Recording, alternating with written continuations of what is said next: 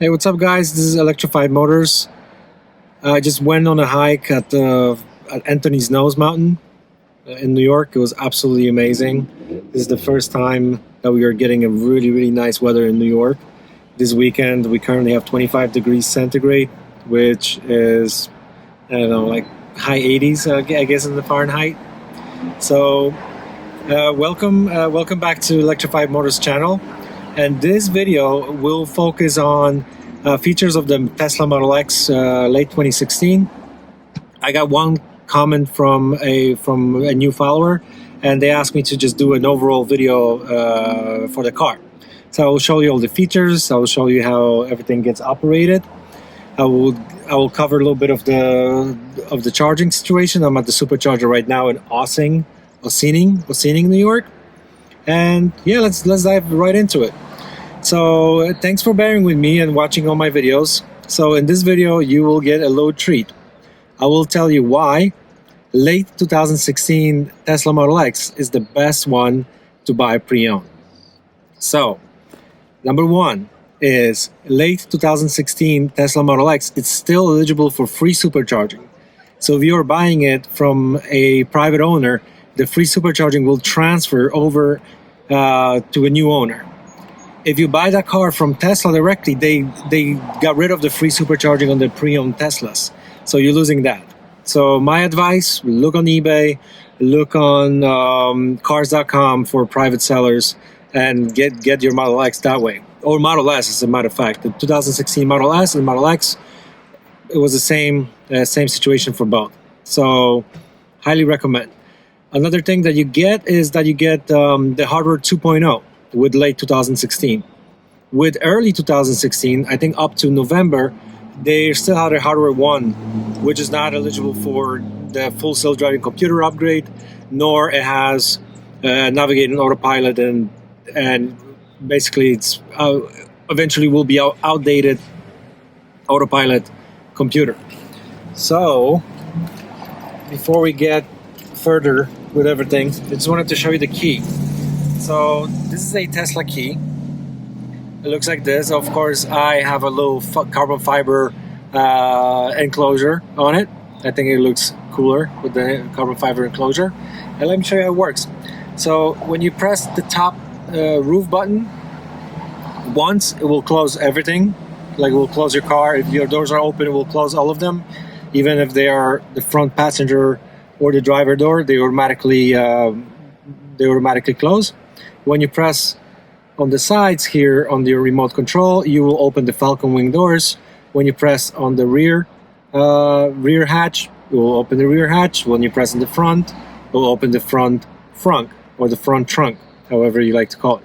So let me demonstrate. Let me step out of the car. As you can see, I am just hanging out. Let me see if I can focus. I'm using a DJI Nismo gimbal to record this. It's very useful. It's actually making your videos very stable, so they don't seem shaky. So there we go.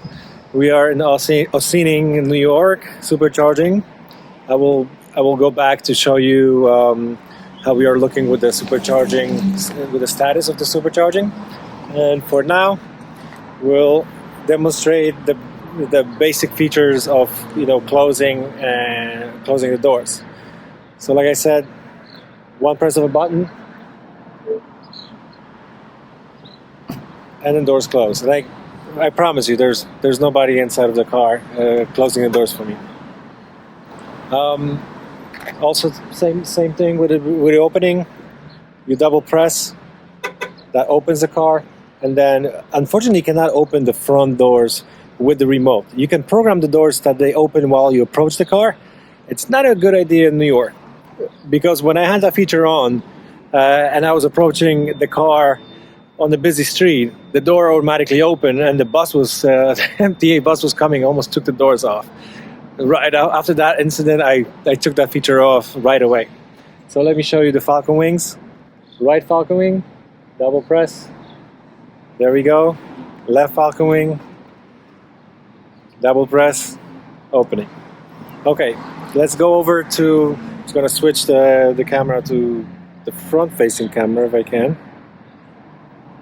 Okay, well, we're gonna have to use this camera. So the front trunk, double press. There we go. We're getting a front open. As you can see, the Tesla Model X front is currently the biggest front trunk of all the Teslas.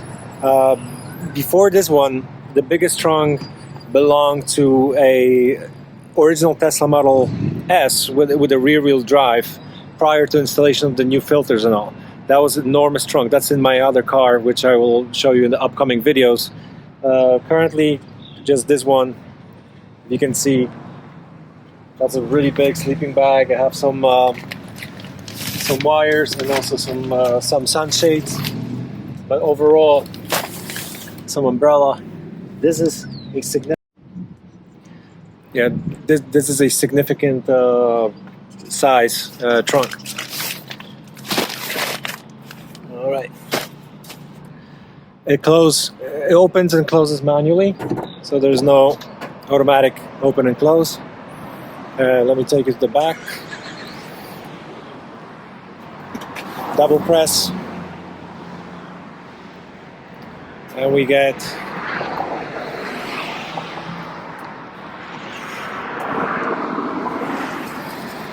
there we go. And we get the rear trunk space.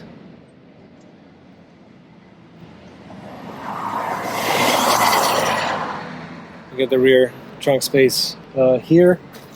This area with all the seats,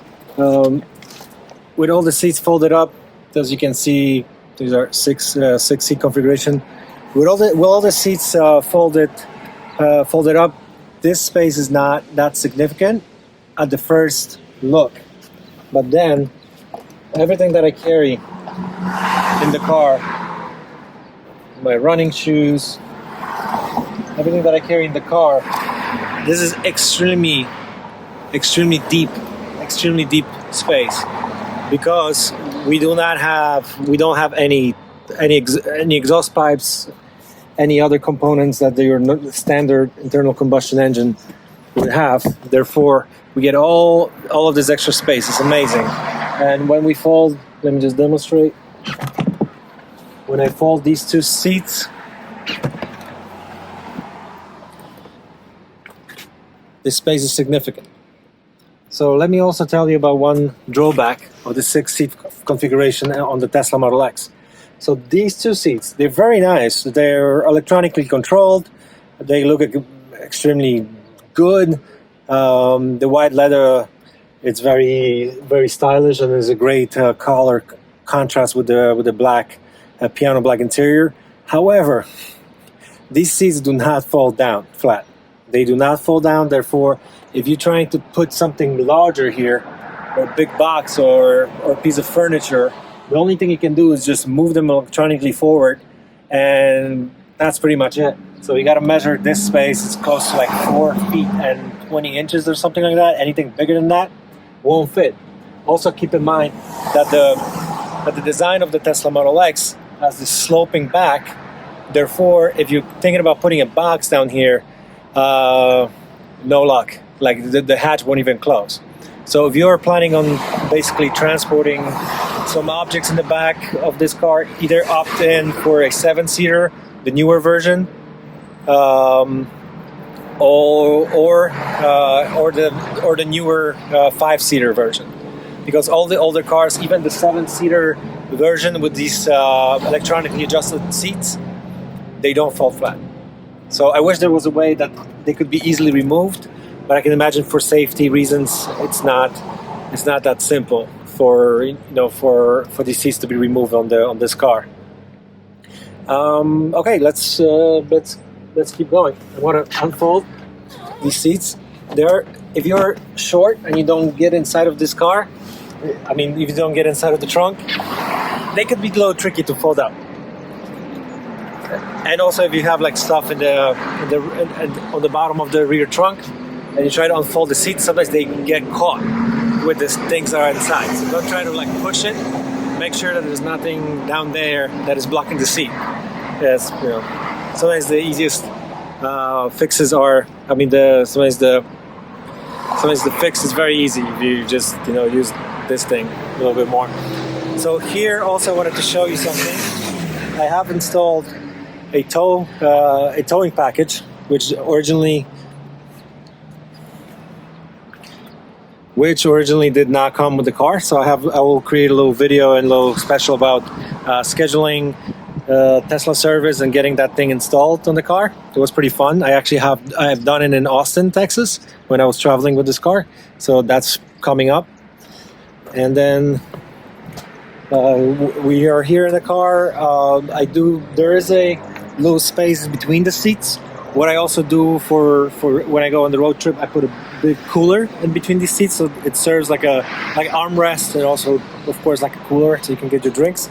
But currently, I have some computer screens here because we are at our job. We are actually delivering these to people working remotely currently during the coronavirus situation. And yeah, so the rear seats are actually very comfortable. They do lack some decent armrest, especially here in the middle, and also when you close the Falcon Wing door. So that's another thing that I don't like about this car. They make it, you feel like you're in the spaceship, of course, like this is pretty cool. But then when you look down here for your armrest, it's like slipping off. Like I wish this was a little bit deeper so you could actually put your arm there and rest it. Like right now, you don't even want to do it. Like you're eventually just going to rest it up here if you're taller. If you're shorter, you're not going to be that comfortable with with what you want to do with your arms. To go over another features on the interior, the third row seat on the Model X, it's actually surprisingly spacious. If you are not more than 5 feet 10 inches, I would say, you should be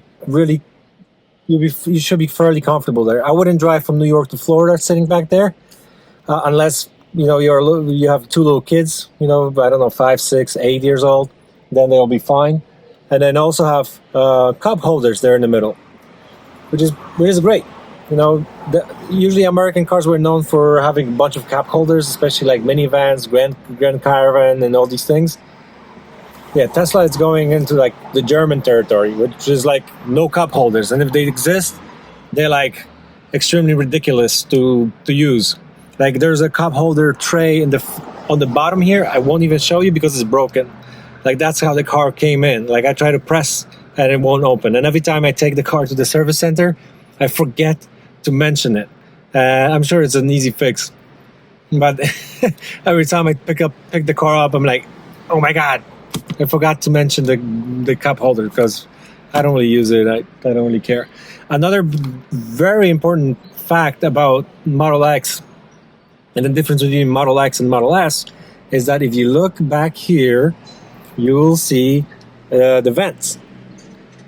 So the air vents are actually back there for the third row seat. So if you fold the seats flat and you happen to be driving around with an animal back there, like they have these really nice covers for dogs, your dog will actually be getting cold air back there, especially in the summer. In the Model S, it's a bummer because there is no vents. Even the Model S with the third row seats like back facing, no air vents. So if you put your kids down there, guess what? They're gonna be cooking in the summer. So what I have done in the past when I had a dog back there, I would get a sunshade and I tinted the rear glass like 98% to just stop all these UV light and try to cool it down as much as possible. I even got a USB fan to push the air back there, but I never got to that point of installing it. I just got eventually the summer passed and the winter came and there was no need. Okay, so let me show you here the button that operates the Falcon Wing door. This is the original one. The new Tesla has two buttons. One says open Falcon Wing doors. One says close. I guess because people found this button to be extremely confusing. I think it's not. It's when you push. If you push up, it opens. When you push down, it closes. I think it's super simple. So like, let me demonstrate. You push up.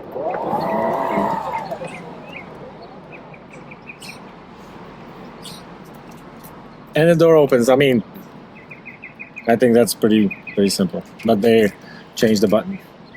I think this one looks better. It's more like the aluminum and better looking. All right, so let's go.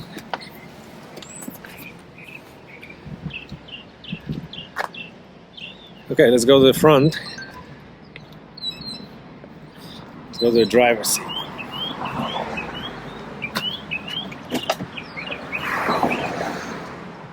Oh. Okay, before I get in, just want to show you how to open the doors. Because on the Tesla Model X and Model S, like Model S will have the handles that slide out. Model X has no actual handles, so they all have sensors when you press. And someone told me this great little trick, like press on the triangle here. That's where the sensor is the most sensitive. So when you press on the triangle, the door will present. Funny fact.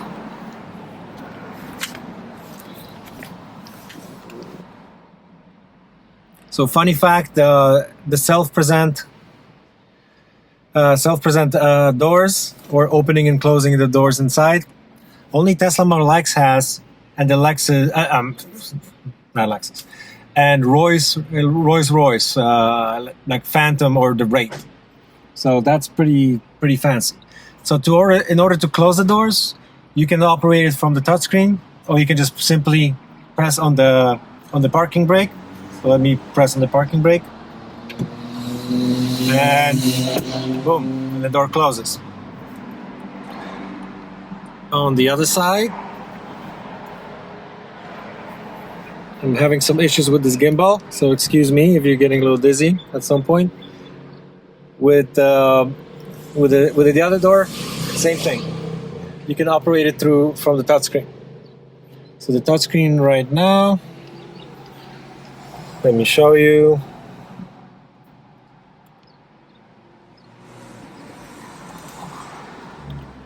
All right, you should be able to see it if the sun is not directly in your light. So currently we are at the supercharger. This is showing you always how fast you're charging the car. We're currently charging at 44 kilowatt, which is 41 miles per hour.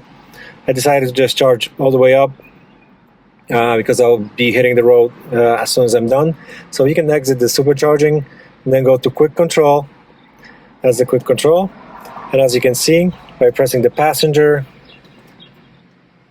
button, we can open the door. Ooh, that's so cool. Yeah, so only Tesla and Rolls-Royce. So if you want a cheaper option, Tesla. Rolls-Royce will run you like a used Rolls-Royce Wraith. Currently, you can find a really good deal. And the really good deal, it's costs $250,000. All right, so let me switch this camera to the other side. All right.